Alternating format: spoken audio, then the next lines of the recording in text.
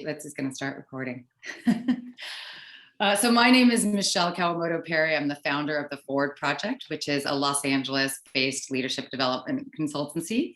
And I'm also the co-lead for the Los Angeles chapter of Harvard W3D, which is Women in Defense Diplomacy and Development.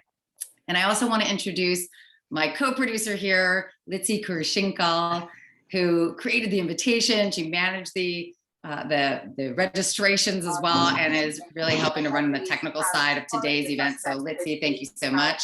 She's also the president of ANHW Chicago and a board member of Harvard W3D.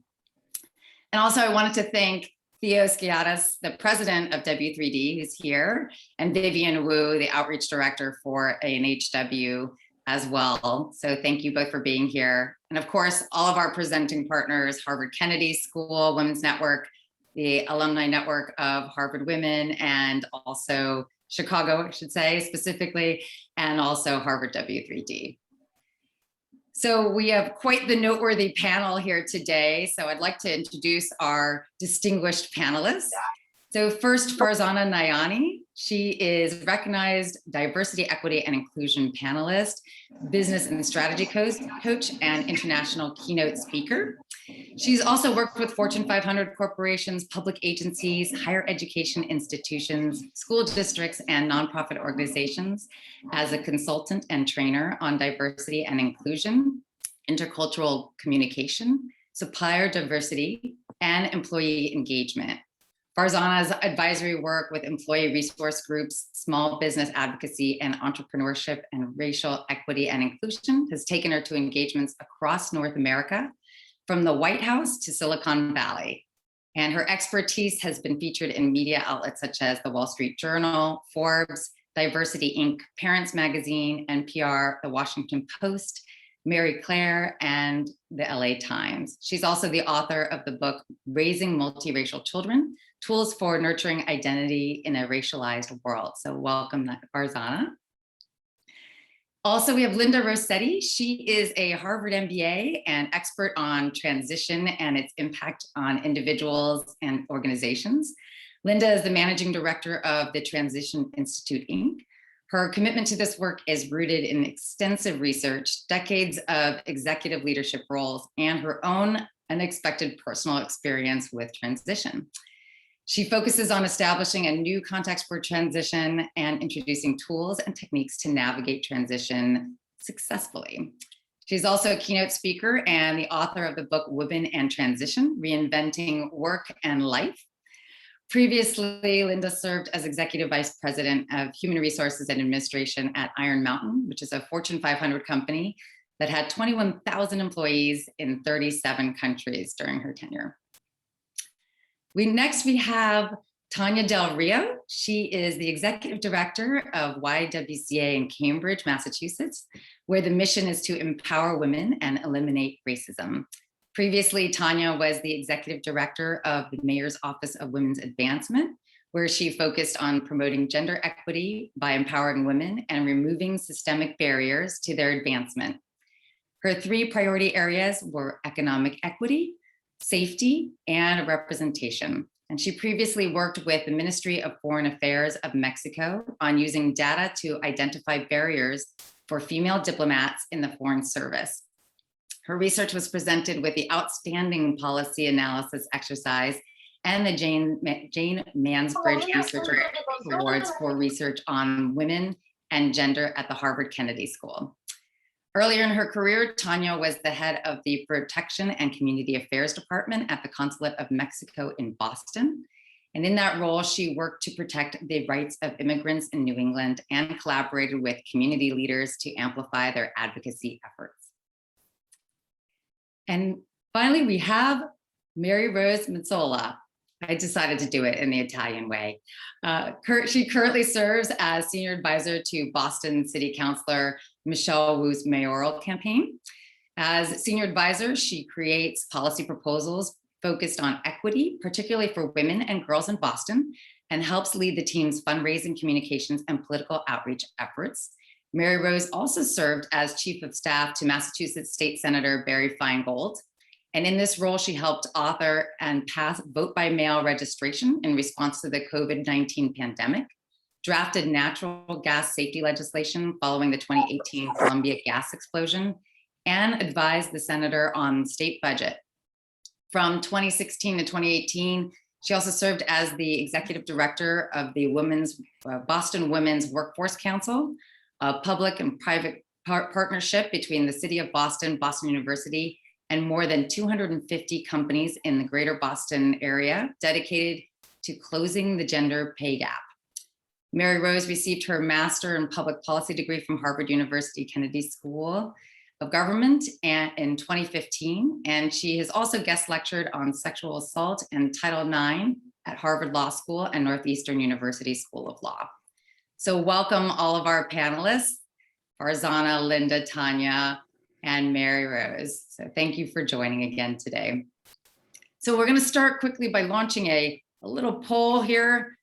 Just wanted to get some information here from those who have joined us today, and curious to hear more about your thoughts of gender inequity.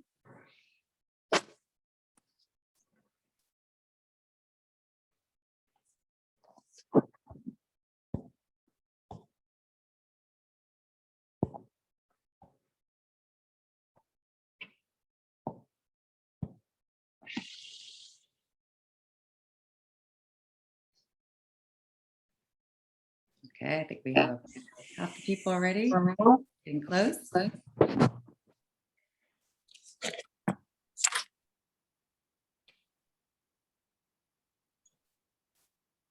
Just a few more. We have just a few more people to go. Mm-hmm.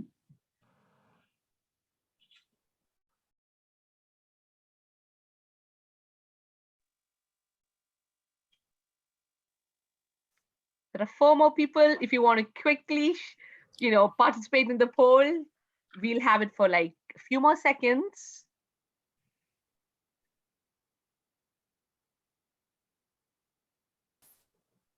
I'll close it in like 10 seconds, okay? Last chance.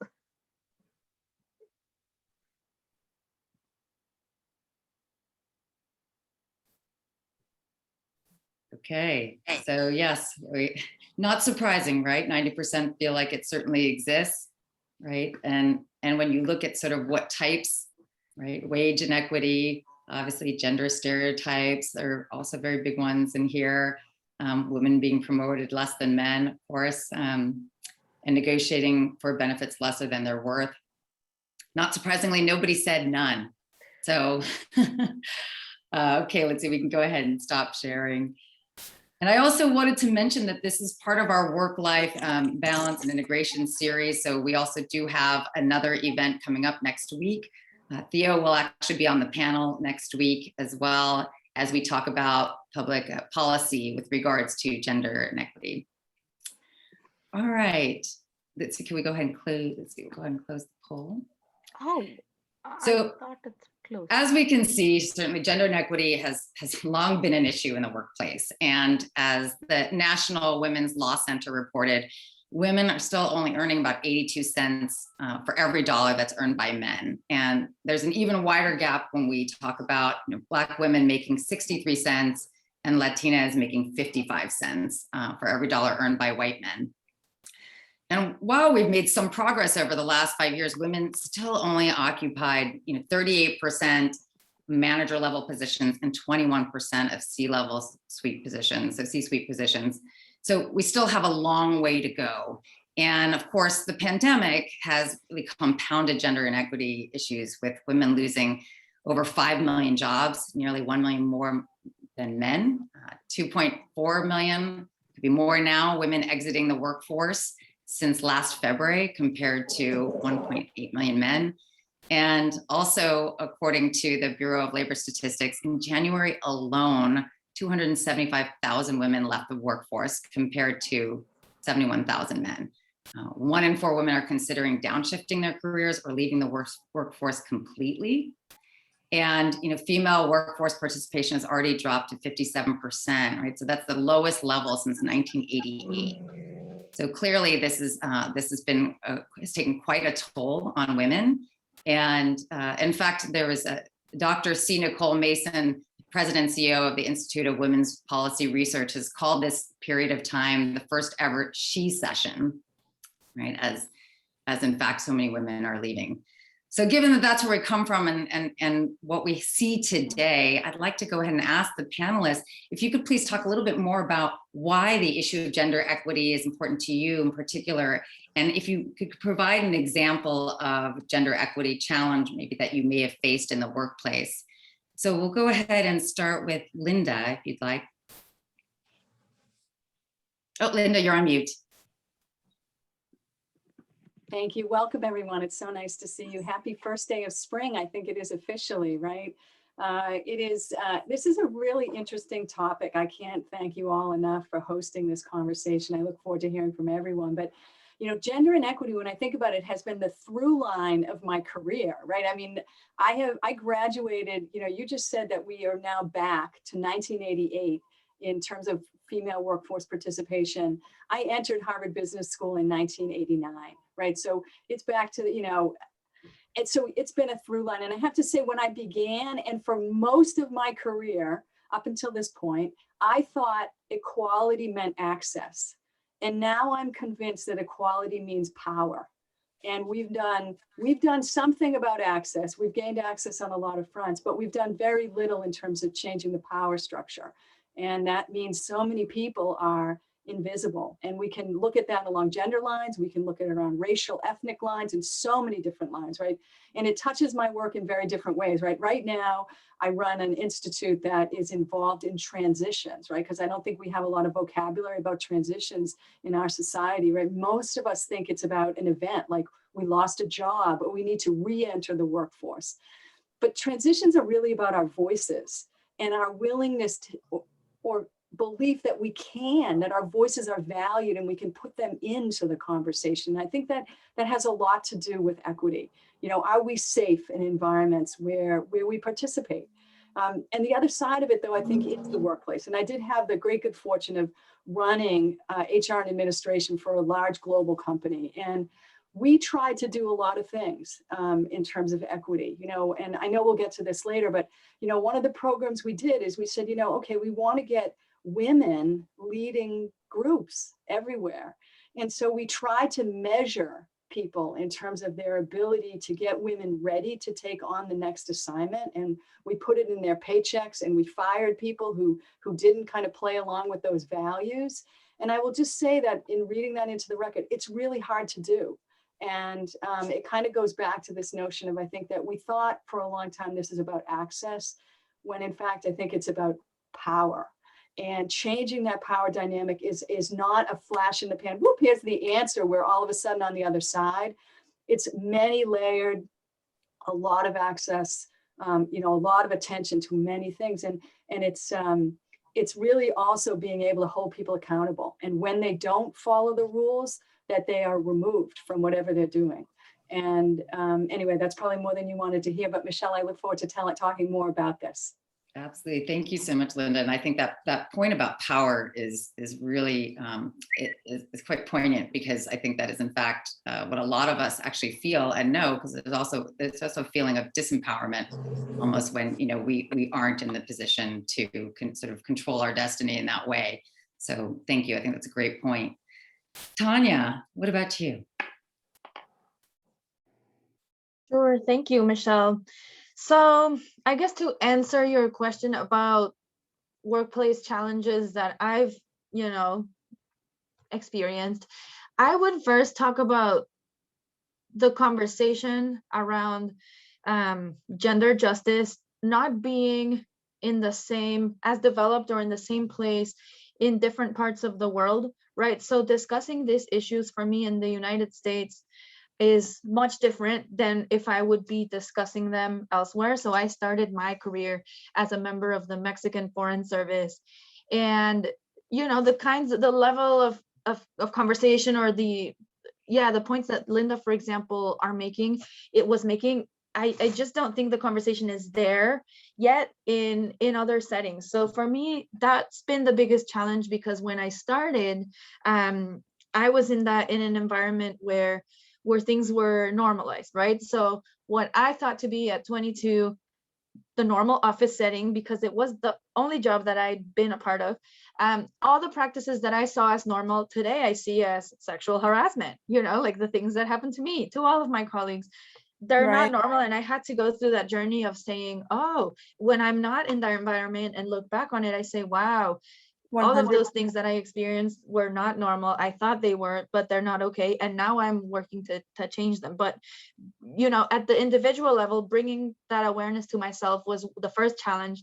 Now, the second challenge to me is bringing that awareness to all of the different spaces that I occupy, and understanding that that conversation has evolved differently depending on the setting. So I would say that's number one challenge. And the number two challenge would be, as Linda was saying, I agree. I mean, the initial focus was on fixing women, right? Like, we need to give women leadership training, and they need training on how to be a board member and how to negotiate. And, maybe the women are choosing the wrong careers, so we need to get them into STEM.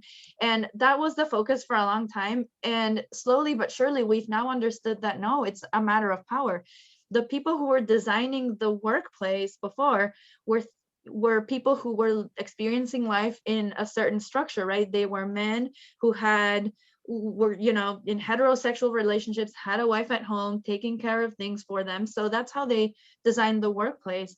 And as we've moved on as a society, that design just doesn't work. And we don't need to work on making humans fit into that mold. We need to reshape the mold. And so I think that's the biggest challenge that we face collectively, together with bringing the awareness. Absolutely. Thank you, Tania. I think that's such a great point about really reshaping the mold, because again, yeah, it isn't the same world. And so how do we make that shift? That's a great point. Farzana, I'd love to hear from you as well. Yes, thank you. And so wonderful to see everyone here for this conversation. Just expanding on what has already been said, one lens that I bring to this work as a diversity, equity, and inclusion consultant is looking at the term intersectionality. So what that means is having more than one variable. So in addition to gender, perhaps race or ability or even immigrant status. And what can happen is when we look at just gender, we miss out on the expansiveness of other people there and overlook what actually could be tragically missing. So for example, I was working with a company, it was a tech client, and they had really good numbers on female representation, even in leadership roles. But when you cut the data more, they were missing people who were people of color. And that was, it's a dangerous thing when you look at the wins, you look at the progress, but then when you really look deeper, we're missing out on some of the other individuals there. I also want to talk about the concept of gender in general, and it really is a spectrum. It's not a binary. So we have to be inclusive also of the LGBTQ plus IA community, two-spirit community, transgender community, and make sure that we're being inclusive of looking at gender equity across all genders, including being inclusive of usage of pronouns, and then all the way through to benefits. So that when we think about gender, sometimes we just think about women, and we also have to expand that. So those are the two things that I am facing the most when looking at this, and all the related, other things just about getting to the table in the first place is hard enough. And then, we can't stop there. We have to kind of push further for who's not even in the room. Absolutely. Absolutely. Thank you, Farzana. I think that's exactly right, that it is multi-layered, right? This isn't just one dimension, as you said, it's multiple dimensions, and we do need to think about that. And as we've seen, it does disproportionately affect women, with regards to weight, race, or transgender. It certainly, that also affects them disproportionately too among women. So it is really important for us to keep that in mind as well as we're talking about this subject. So thank you for that. Well, MaryRose, would love to hear from you as well. Yeah, absolutely. I'm so grateful to be part of this group. I think that similar to everyone else, everyone else on this call, I'm sure that you have these discrete experiences throughout life, and it takes a while to make sure, like, to see it as a system in your head. And I think for me, I'd worked at a domestic violence shelter in college. I had advocated for Title IX changes. I had worked on ovarian cancer research and never really put together the systemic nature of all of this until I went to HKS and was lucky to take gender theory courses at the law school, and really saw that this isn't a coincidence, this is structured this way. And that really changes how you approach them, and moving away from this, one-off tackling an issue over here, over there, or fundraising your way out of an issue, and realizing that it really is a systems problem. And so you have to treat it with system solutions. And I think to Farzana's points, that those spaces can really become white feminist spaces very often. And I think I saw that working in pay equity. It's really, it was coming on the heels of Sheryl Sandberg and Lean In. And I think that we were embracing that because it was progress from what we had, which was nothing before that. But we were still really focused on the overall pay gap and not seeing how much worse it was for women of color. And then we were using federal government forms that don't even allow for more than 2 genders. And so we weren't even measuring that issue. We didn't even know how large that issue was.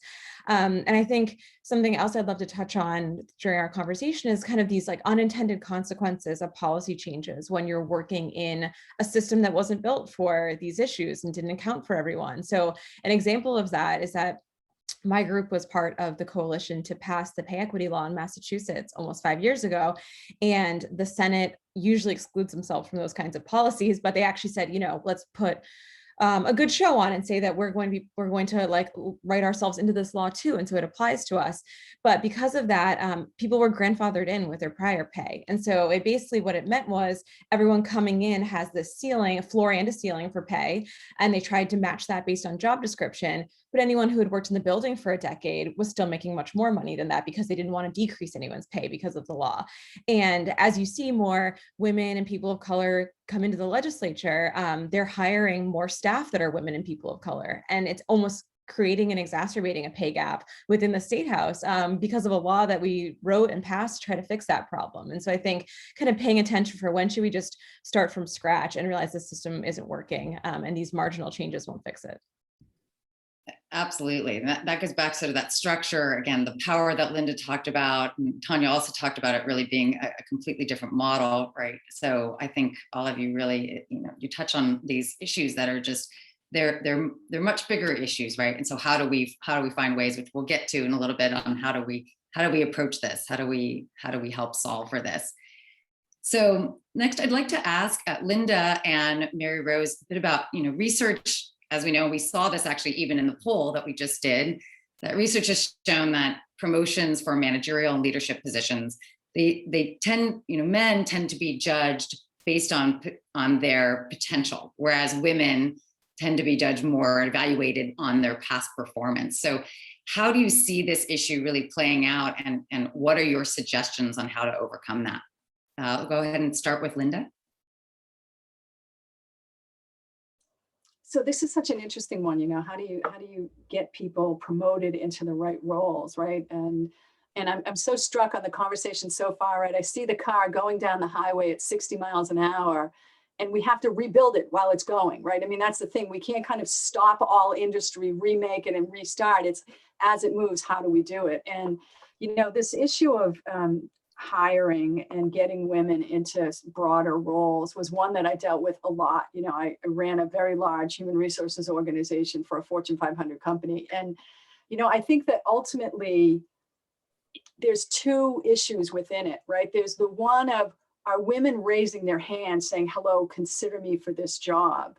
And the other issue is, are women getting chosen, right? And those are, are we putting ourselves in the pool? And then are the pools skewed against us, right? We used to call it the purple squirrel syndrome, right? That hiring leaders would describe requirements for the target employee so narrowly that you would never find anyone on the planet who would actually fit the criteria, right? So those are 2 separate issues that are kind of nested in this, right? And I think the biggest challenge is often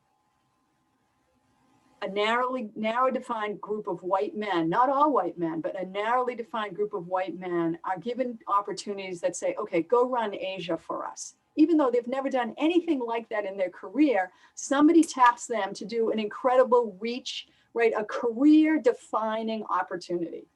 And we see, in comparison to that, we see women getting incremental, progressive jobs. Like, okay, I was the manager, now I'm the super manager, now I'm the director, right? They get progressive level jobs. And, you know, I think that we tried to do two things at Iron Mountain, right? We changed how we did performance evaluations, and we put a separate leadership development evaluation track. So there were two tracks that everyone was evaluated on. So we got to basically say, oh, wait a minute, how many people are ready in Tania's organization? And okay, I'm going to grade Tania on that, and that's important. But, you know, so we did complex things that helped us. But remember, we were a multi-billion-dollar organization that could invest and do things to fix problems. Even so, it was very hard. I would say there are three things that you can do if you find yourself kind of in this category, like how can I get chosen? You know, the first thing is you have to build networks.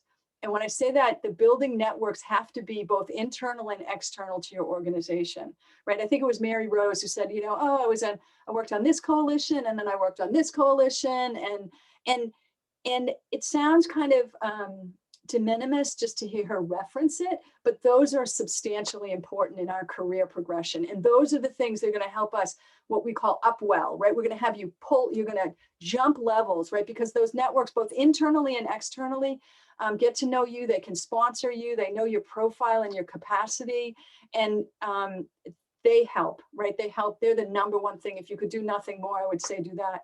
The second thing I would say is write a value resume, not an experience resume, right? And a value resume is all about, think about every sentence, what value are you bringing? Not what you did, but what value you're bringing, so that the reader, your listener, understands something very different about you, right? You're a set of capabilities instead of a checkbox of things you've done.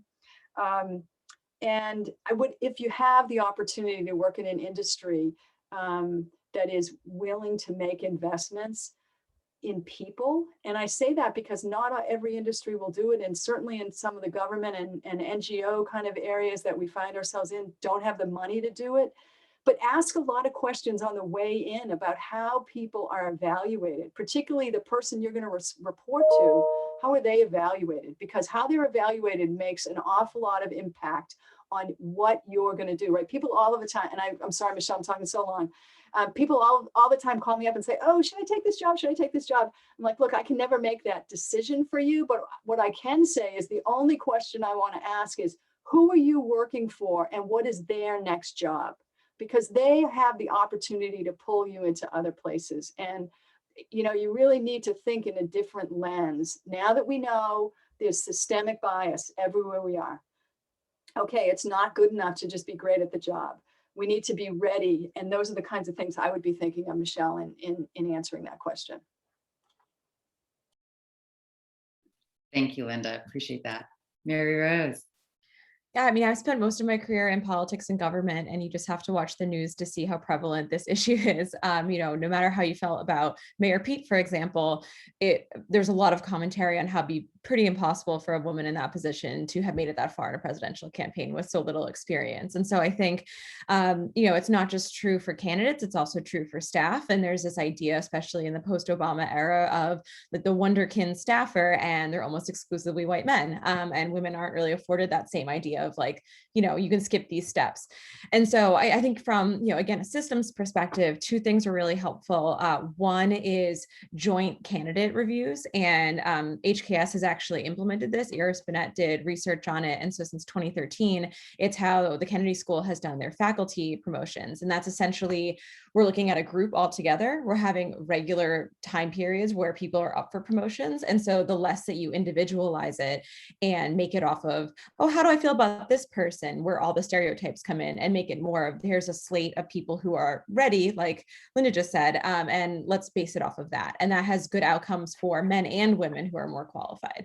And then the second is, I think we've gotten a lot better on transparency and making job descriptions match what the job actually requires and gotten, more transparent around pay and job descriptions, but we need to do the same for promotions. And so saying, this is what the next step is like, this is what it would look like to be qualified for this. This is when we're going to evaluate you for this. And so just more transparency. And it's harder in smaller organizations. I've worked in campaigns and small offices. And so it's difficult to implement in those smaller settings, but we know that at least this system of making it very clear what it takes to get to this next step and then evaluating people on that criteria works. Yeah, absolutely. I think transparency is really key in so many areas, and honestly, just in people actually trusting the organization that they work for as well. So it's tantamount for sure. So this next question is for Farzana as well as Tania, and the studies have shown that women and underrepresented minorities feel less psychologically safe in organizations. So they don't tend to bring their whole selves to their work for fear of negative consequences. And as we know, psychological safety, that's part of the key of developing really high performing teams. So what can organizations and managers do to create an environment that promotes gender equity along with psychological safety? So Farzana, we'll go ahead and start with you. Definitely, there are issues of unconscious bias against women and what types of roles and leadership skills women exude. And this is compounded again with race. So for example, if you're a Black woman and you speak up, you may be seen as someone who's aggressive. If you're an Asian woman and you want to receive consensus and pause, you may be seen as someone who's not assertive. So these stereotypes play out in conjunction with gender. And it's really important that organizations, not only in their leadership and their perceptions of others, but also in their processes, start to eradicate that type of bias.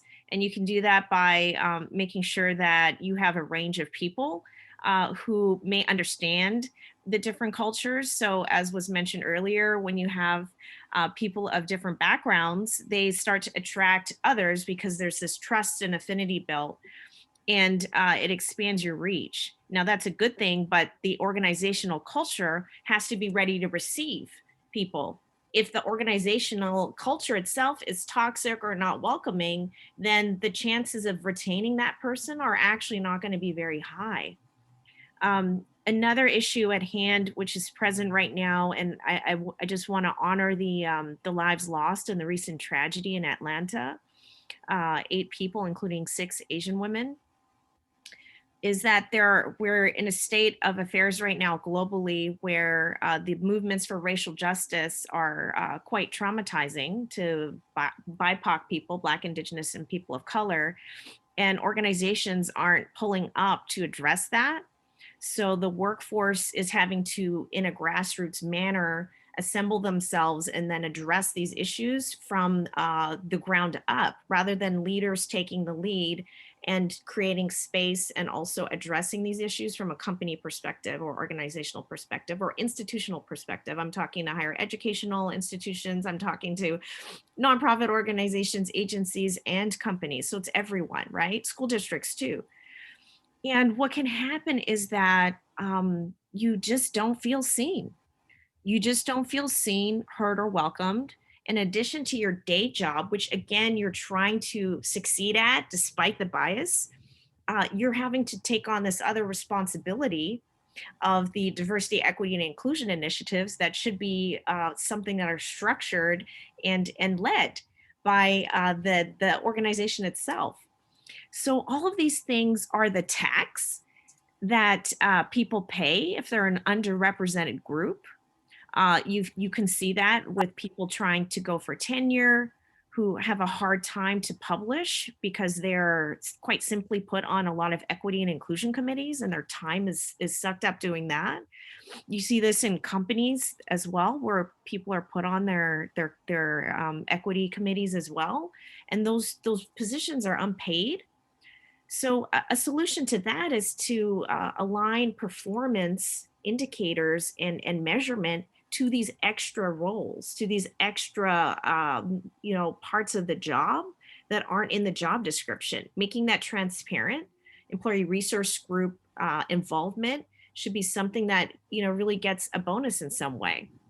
So all of these things are factors that compound and can make a person who's a woman, you know, a gender nonconforming person, or an underrepresented minority, a person of color, feel welcomed or not welcome.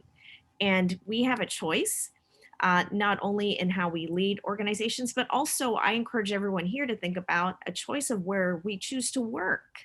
We have the power to interview the folks interviewing us to make sure that those places are equitable. So we actually have to do the detective work as well, and make sure that the blessing of our presence, right, is rewarded by an environment that can receive us.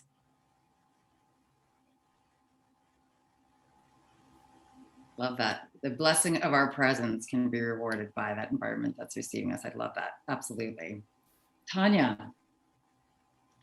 Yeah, I think I would tackle the question talking about first just safety and numbers and how that plays out in two different ways.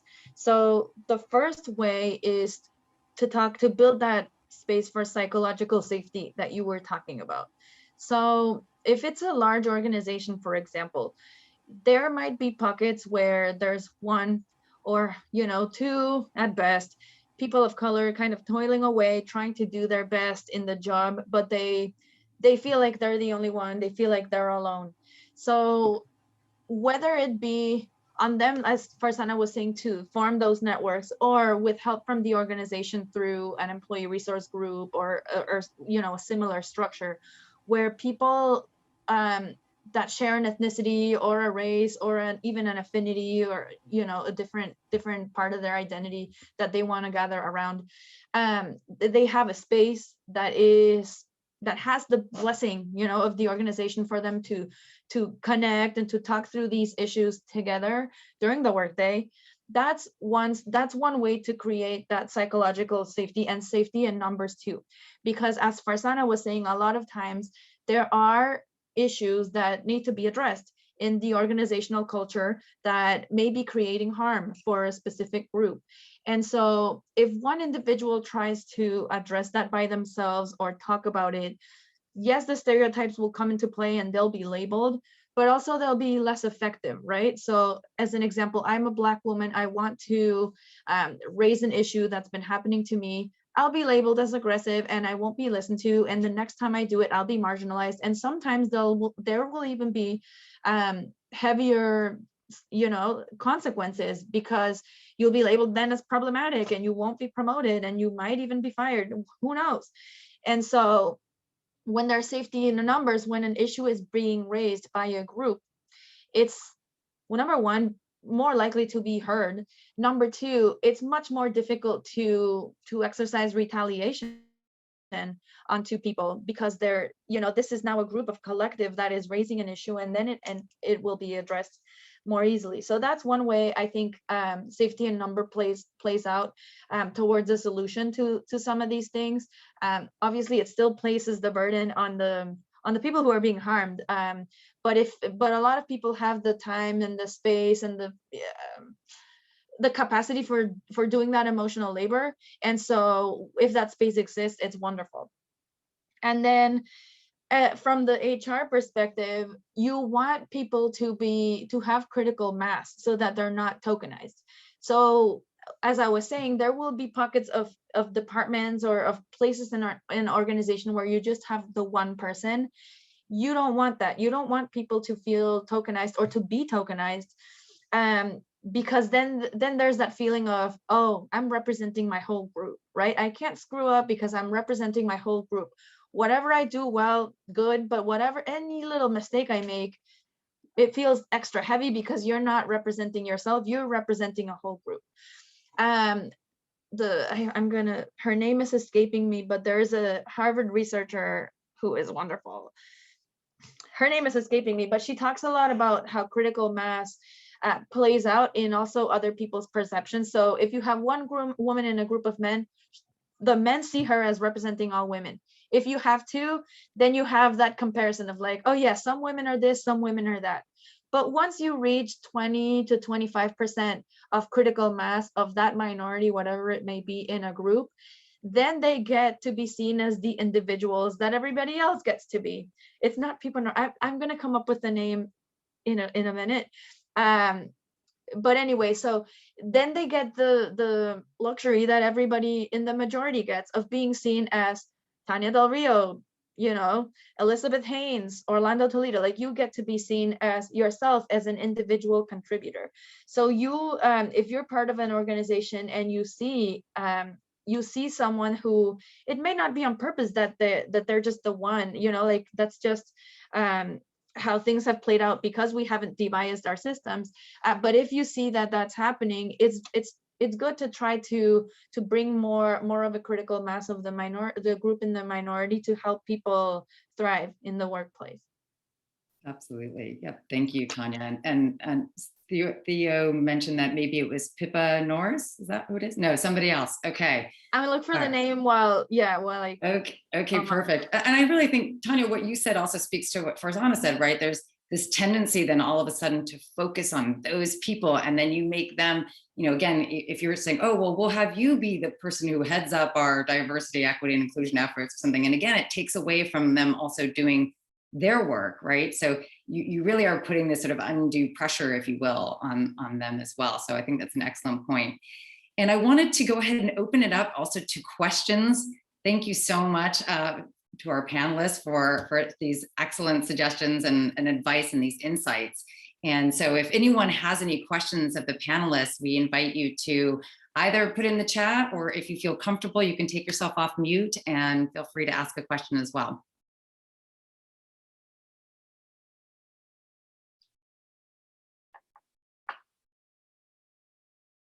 Any questions? And I'll raise my hand. I got called up before. I'll raise my hand. Hi, thank you so much, Michelle, for moderating, and to all the panelists. This is just a truly fascinating and important discussion. And I apologize. I should say I thank you for tolerating while I'm making breakfast for my daughters here in the midst of all this. I'm fully focused as much as, yes, and this is one of them. My question to you is, I recognize that this is kind of a unique moment in history. How do we make it work for us rather than against us? Could I share an example just related to that? One is that, we're working from home, right? And it's a great chance for everyone to reevaluate benefits. So, for example, the article that was quoted, I was quoted in for Marie Claire. It was interesting. They had a whole piece on activism. So they mentioned Tarana Burke, the founder of the Me Too movement. And the piece I got quoted on was in response to this. So there's a company called Zomato in India that acquired Uber Eats. They do food delivery. And the case is that they gave their employees 10 days of paid menstruation leave. All right. And so the question is that something we can do in the United States, learn from other countries and models?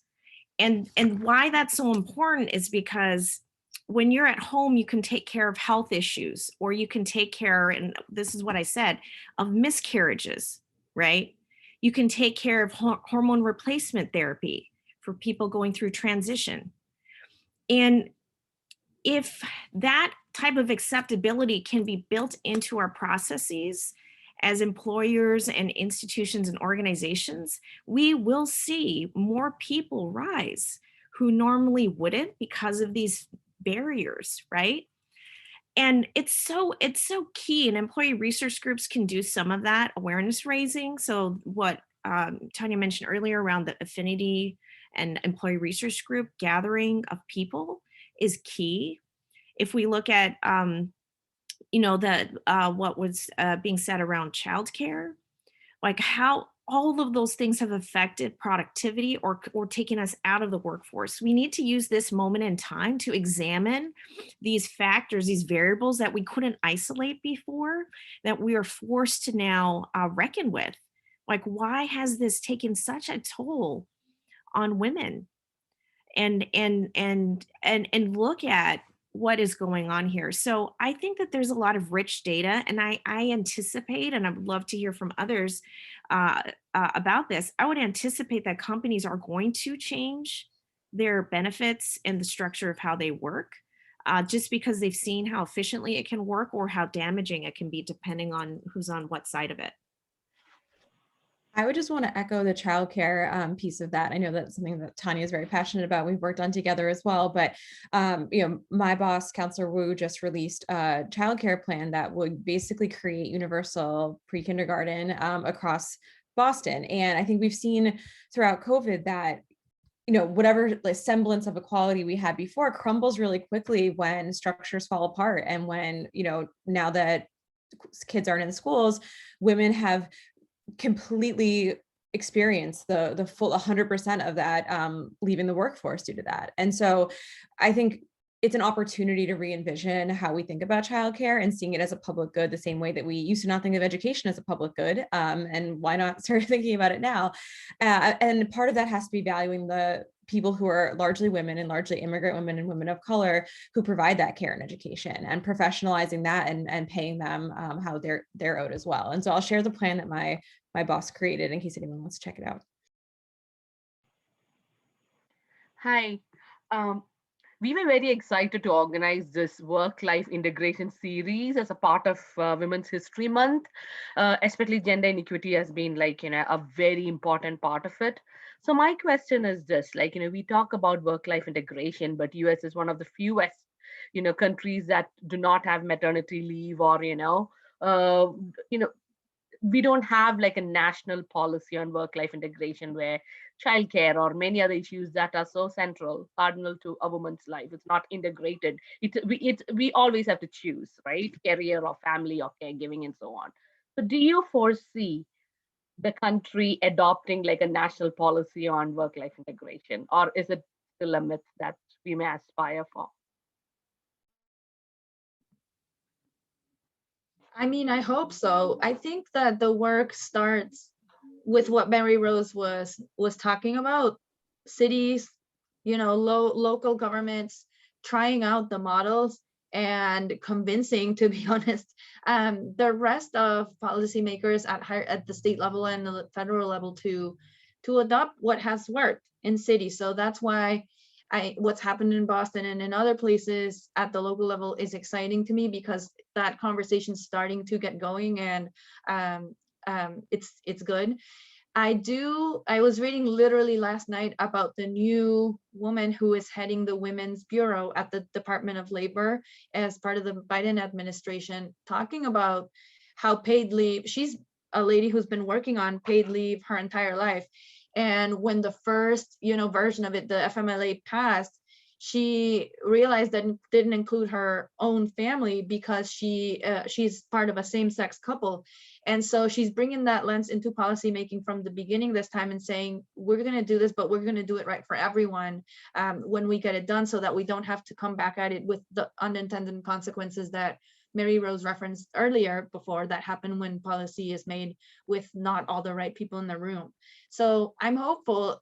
We are definitely the second. I think there's 2 countries left in the world that haven't done paid leave. So it's about time. Can't predict the future, but I really hope we get it done. If I can build on that, I think that there are systemic changes that are happening, and we see glimpses of it, seeping in at the municipal level, city, the Biden administration, lots of great things. But I do think there's an element that says our voices also have to be different.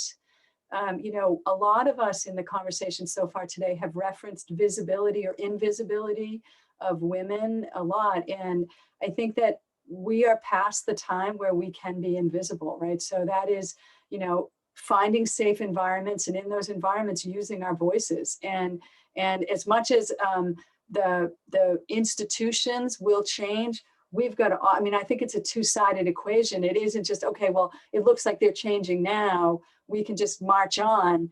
It's, you know what, we need to, every day find a place where we can turn up our voice every day a little bit, so that if we're doing that in total, there won't be a way that we can be quieted or invisible, as these changes are happening. So I just want to make sure that we keep that in the front of our minds. Like today, when we get off of this call, we can be in some environment and turn up our voice just a little bit. Yeah, I love that, Linda. And I think that's a great point. So, I'd love to hear from all the panelists too. What can you do tomorrow? What can the people on this Zoom event do tomorrow or Monday, right away? What is one action that they can maybe take, whether it's in an organization or whether it's within sort of their social networks, that might be able to help with, creating more of an understanding, more of a spotlight, if you will, and also the actual change with regards to gender inequity? Something I personally tried to practice more recently is to stop gatekeeping. And I feel that historically in women's issues or women's organizations, I think like everything's women's issue, or women's issues are everyone's issues. But that unfortunately we've historically fought for limited funding and national attention and policymakers' attention. And so there's an idea of like competing within those. Even when I was like doing informational interviews during HKS, was interviewing national domestic violence organizations, and they don't talk to one another and they consider each other competitors, which just seems insane to me. And so at a very individual, even though I'm a systems person, at a very individual level, I've just tried to explain opaque processes or organizations to any woman who's interested. And so like talking to women who are about to graduate from HKS, explaining how to start working in the state legislature, connecting them to anyone, I think, and not trying to kind of like keep that power, that because we've all had to fight so hard for the power we have. So I think people get protective of it, but to try to share that, and to Tania's point earlier about strength in numbers, it's true. And so trying to bring people up with you. Absolutely. Love that. Like you said, it's really about how do we help each other, right? To bring that up. Tania or Farzana? Yeah. Mine is don't hesitate. So I would encourage everyone here to go and ask for a raise. I think that's very important. We need to go and get what we're worth. And the way to do that is to demand it and bring attention to it. I remember applying for a job, and the employer said to me that they couldn't give me the salary that I requested because the woman before me hadn't gotten a raise in 10 years. And why should I get paid more than her? So what that taught me in that moment was that her not advocating for herself created this limited pathway for me, for someone who I don't have any relationship with her, but it held me back. It held generations of her and the rest of us back. And I'm not putting that on us. I understand that there's systemic processes at plays, but we're here in the room today. And so I really advocate for us to ask for more, to be paid more, and also start saying no more. We need to stop adding stuff to our roles that isn't quantified versus, what was shared earlier around what Linda was saying around the leapfrogging of others into other places that are, promotable and very higher level visible roles. So the more we can increase ourselves and our leadership and our presence, we can open the door for others. And for me, I would say, don't wait. I used to, at the beginning of my career, think that I saw all these problems and I was like, when I'm the boss, or when I reach the top of an organization, I'll change it and it'll be different. But I was just kind of waiting until that moment arrived where I would be at the top. And as Linda, I think it was you, Linda, who was saying earlier, no, you can make change from just raising up your voice. The people at the top, directing organizations or making policy decisions are basing that on what the people they serve are saying and are demanding and are asking for. They're not acting in a vacuum. And so if you create that grassroots demand, that grassroots voice, and that grassroots awareness that there needs to be a change that you see, then the change will be more likely to happen. So I would say you don't have to wait until you feel like you have that power. You just need to build that power by talking to others, by joining a cause, or by rallying others to your cause. In this case, obviously, I'm lucky enough to have my job and my personal passion for gender equity, racial equity align. But if that's not the case for you, then there's always extra time. There's always your social time where you just, bring up the issues that you care about. And I think that's how real power can get built. If I could just add, because I don't know that I can really add to those awesome comments, but I always keep in mind that voice is a muscle, right? Like any muscle, that it needs exercise, right? And so, if today we can only do 1 push-up, but tomorrow we can do 2, there's a victory in that. And the next day, maybe we'll get to 5. And I do want to be cautious, like voice is not necessarily like bullhorn, beat your chest, jam your idea down somebody's throat. Voice is just letting your truth be visible in whatever that is. And for some people, that's being, a very articulate advocate for a cause. And for other people, it is sitting silently next to a friend. And any expression of your voice is welcome. We just need to start using it. And voice is essential, right? If we are going to take this moment where I feel like the stars are aligning, that we really have kind of a frame breaking opportunity to move equity forward in all sorts of dimensions, that we're going to need everyone's voice in whatever it is, its expression. Everyone's voice has to be present. So my recommendation, Michelle, would be start exercising in whatever way is comfortable and build your networks, right? Build your networks. And it can happen, socially distanced, across the fence, in the backyard, who cares? Or in the workplace, it doesn't matter. Build those networks, because those are the people who are going to be your cheerleaders. And it's extraordinary how those people come alive when they see you in who you are.